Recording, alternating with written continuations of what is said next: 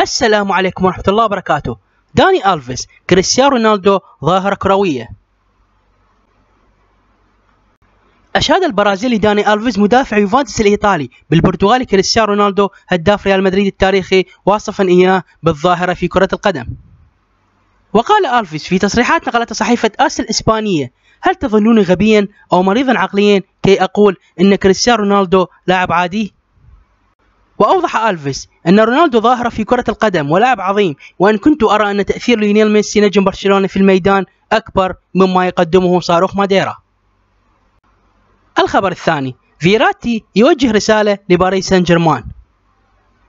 بعث الإيطالي ماركو فيراتي لاعب باريس سان جيرمان الفرنسي برسالة إلى إدارة فريق يخبرهم فيها برغبته في الرحيل لصفوف نادي برشلونة الإسباني.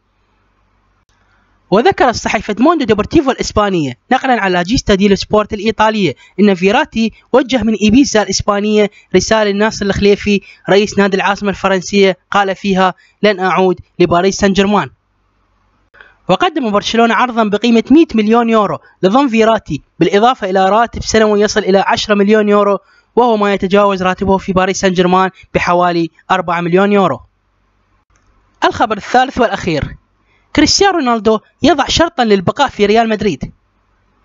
وضع البرتغالي كريستيانو رونالدو لاعب ريال مدريد الإسباني شرطا للموافقة على البقاء في قلعة سانتياغو برنابو وعدم الرحيل من الملكي خلال الصيف الجاري.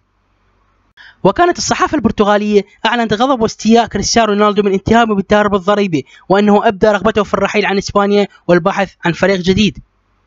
وينتظر مجلس إدارة الملكي برئاسة بيريز انتهاء بطولة كأس العالم للقارات المقامة في روسيا، والتي ستلعب في آخر مبارياتها يوم 2 يوليو تموز المقبل، للتحدث مع اللاعب وإقناعه بالعدول عن رأيه. وذكرت صحيفة ميرور البريطانية أن كريستيانو رونالدو يرغب في أن يدفع نادي ريال مدريد المبلغ المطلوب لمصلحة الضرائب، والمقدر ب 14.7 مليون يورو للموافقة على البقاء في النادي الملكي. والسلام عليكم ورحمة الله وبركاته.